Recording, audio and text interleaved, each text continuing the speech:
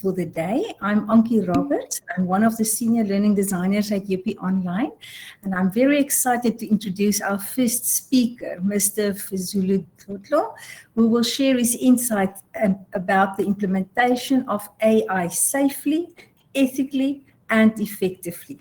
Mr. Tlotlo, welcome back. Please note that we have 15 minutes for your presentation and then 5 minutes for Q&As. And thank you so much for switching on your camera. The audience would like to see you while you introduce yourself, and we'd also like to capture a quick photo together before we get started. Over to you, Fezulu. You can share your presentation. Okay, thank you so much. And thank you again for the warm welcome. I appreciate that. To everyone who has joined, I just want to thank you so much for joining us. I hope you do find value in this session that we are going to be having together. Okay, I'm just going to share my screen now.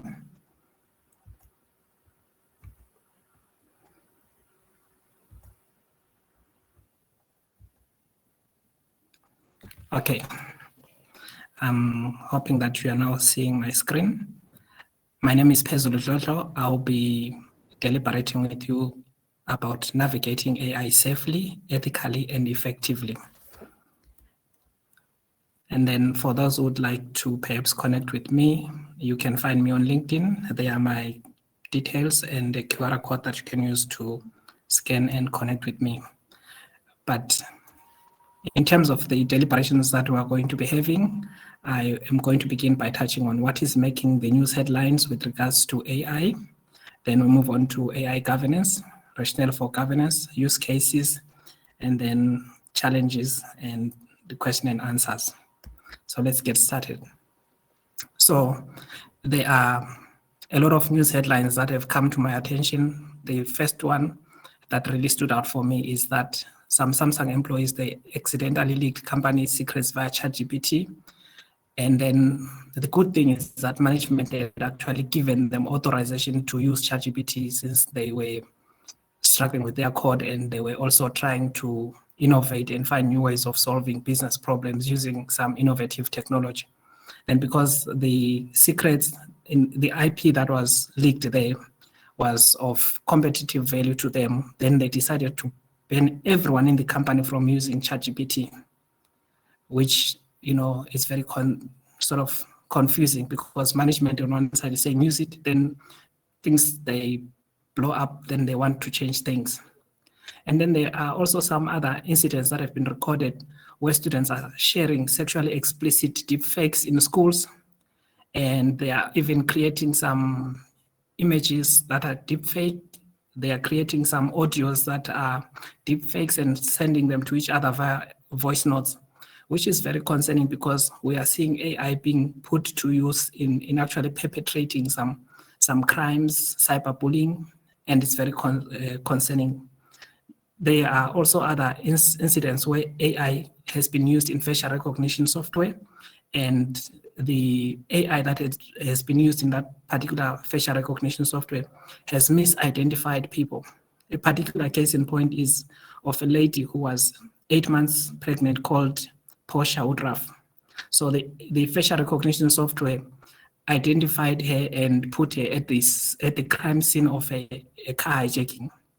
And no matter how hard she tried to explain herself out of it, she just couldn't. And the case had to go to the courts and so forth. It became just very messy. And then we're now even seeing some new business models coming up, such as AI as a software, where you find malicious GPTs being provided on a subscription basis, like Fraud GPT, which can actually be used by people to commit fraud. You've got your WEM GPT as well, which can actually be used to compromise information communication technology systems. So all this is very concerning. And to make matters worse, we've got social media companies that are actually gathering personal information of their users without even their consent. And you'll find that even the opt-in, especially the opt-in button, especially in countries like ours, you will find that by default, you have been opted into sharing your personal information so that it can be used for AI training, which is not cool. So I think these are some of the things that we need to consider as we move towards AI and its adoption. And last but not least, there are other incidents related to computer vision where AI is unable to recognize people of color. And you begin to think of yourself, how safe are AI systems that are powered by AI systems that are unable to recognize people of color? Suppose they are used in an autonomous vehicle. When the vehicle is supposed to make a data-driven decision to protect a life, particularly with regards to a person of a color and the one who is not of color, how will the machine decide which person to protect their life and which one to sacrifice their life? So this is actually very concerning. And there are other instances where AI is being used for credit vetting, and because there isn't enough data points to actually sort of find some patterns and collaboration, then certain minority groups are being disadvantaged because they're then turned down from accessing financial resources simply because AI doesn't have adequate data about them, which then makes us to get to the point of why it is important that we govern AI. And then I've then thought to myself, let us discuss what is AI governance. And in trying to define what is AI governance, I came up with a very, very long definition there. But in a nutshell, these are policies, procedures, frameworks, and mechanisms to monitor the organization's regulatory, legal, ethical, environmental, and operational requirements that are needed to facilitate the development, deployment, management, and audit of AI systems in order to facilitate trustworthy stakeholder outcomes of safety, privacy, transparency, and accountability while mitigating bias. So in essence, while there are a lot of technological innovations surrounding AI, it is very important that senior leadership in any organization assesses the risk impact of AI and then provide some policies, procedures, sort of your guardrails as to how the AI can be used in order to provide some sustainable innovation that is in line with the business strategy and also enabling some trustworthy stakeholder outcomes, be it it's the users or it is the platform developers of AI. And then here I've just cited a few other reasons why it's important to govern AI. And I've indicated that there's an exponential increase of AI tools that are available. Think of in academia, you have got education institutions, they are now embracing your Scopus AI, they are embracing Elicit AI, they are embracing many other AI tools for purposes of supporting research. However, what is confounding is that the institutions themselves, they do not have an AI governance framework. How do they, in an ethical way, in a legally acceptable way, use the AI technology that is available to the benefit of, it could be the students, it could be the lecturers, and even the research body that is available in the institution. So it is, for me, very important that while tools are available, we need to also ensure that we have proper governance systems that are in place in order to foster trust and accountability in those systems. Currently, we don't know what is happening in the background of the AI systems that we are using. They are just black box systems that we just implicitly trust. But the question is, do we need to continue trusting them based on what we have seen on the news headlines? Another mitigating factor is that when we actually begin to govern AI, then we'll develop some systems that ensure that there is mitigation of bias and that there are fairness outcomes that are promoted. We'll also prevent dissenting voices. One time management is saying use AI, the other they're saying don't use AI. You come to academia, lecturers are using AI, they're using ChatGPT, they are using Gamma AI, they are developing, your PowerPoint slides for purposes of facilitating the sessions that they are conducting. But at the same time, students are being shot down to say, do not use ChatGPT. Again, the same ChatGPT is used to assess the student assessments that they would have submitted. So this then becomes very confusing. Are we supposed to be using it? Are we not supposed to be using it? What is the institutional framework saying? Last but not least, if we have an institutional framework that is governing how we use AI, we are bound to prevent harm and ensure safety. Think about yourself as an instructional designer in the context of an institution such as a university. You may want to use AI for creating your learner personas, but how guaranteed are you that the learner personas that you are creating, they do not have implicit bias, or they do not have algorithmic bias that has been built into it? Not only that, if you want to use AI again as an instructional designer for personalizing of your courses or adaptive assessments, you need to understand the algorithms that are powering the AI. You need to understand how the AI is processing personal information. You need to understand how your application programming interface keys are being kept and protected by the AI technology. But in this case, because there is no institutional framework that is prescribing, perhaps in terms of the technologies that are supposed to be used, which are safe, which are transparent in terms of how they are protecting and processing the personal data, then we are all left in a gray area where we are actually alone. We don't know whether to continue using it or not to use it. And when things go wrong, one of the things surely that you will be asked is that, who authorized you to use it? We've got AI tutors that are mushrooming. People are creating business around AI tutors. They are commissioning these to universities. They are commissioning these to primary schools, high schools. The question is, are those institutions ready? Do they have an AI governance framework? Just right now, they are struggling with implementing POPIA. How much are they going to be able to sort of handle the governance of AI when they are struggling with POPIA? Are we not just giving them too much? Then we've got image and audio generation. When images are generated, are they not marginalizing certain groups and perpetuating certain stereotypes?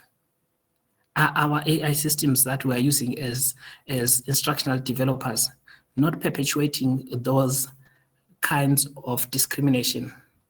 Think about Articulate Storyline 360. Right now, they just introduced their AI tool, which allows an instructional designer to generate images, to generate audio. But the question is, do we have institutional oversight over those AI systems? For many organizations, unfortunately, that is not the case. And this is a problem, because then if anything goes wrong, as an instructional developer, you are left alone. While it is very nice to actually have innovative technologies helping you to be much more efficient and productive, the problem is we still need governance. We still need the institutional oversight to be done there in the form of an AI framework that governs how we are using AI technologies. Which technologies are we supposed to be using? And then currently, the challenges that I've seen that we're experiencing as instructional developers in using AI is that we think this is about content, and AI is spawning a lot of content out there. The issue is not about content. Instructional design is not about content. It's about articulating our value to the organization in actually helping the organization to solve its own problems. So if we can articulate value to the organization based on understanding the business problems that we are solving, understanding our business case, it will make a difference. Because currently, just prior to the launch of the AI, we've always been gatekeeping the content. Now that AI is here and it's actually producing a lot of content, it might seem as if even our work is sort of at risk of being terminated, since AI can do that. So I'm just saying, as instructional designers, it's very important to also understand how we into the business strategy. And then think about cybersecurity concerns as well and environmental sustainability. And as much as we are interested in using AI technology, we need to select the AI technologies that are environmentally sustainable, technologies that are not sort of having a lot of a negative environmental impact.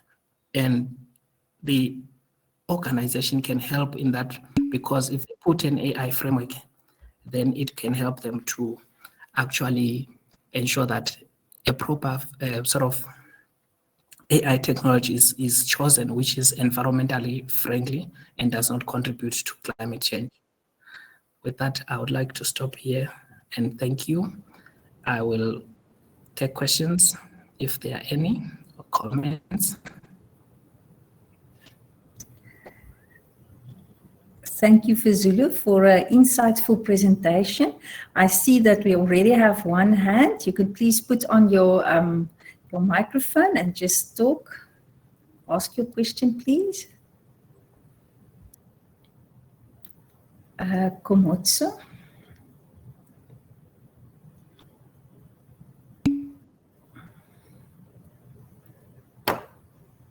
Hello.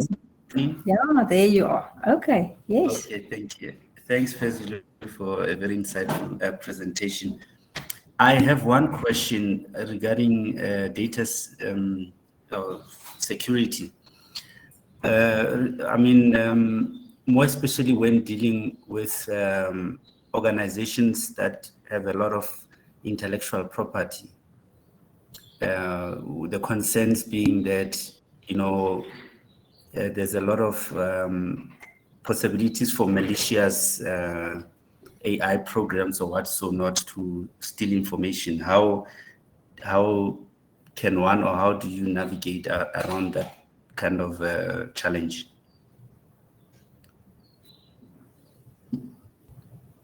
Yeah, okay. Thanks. That's my question. Thank you very much for that question.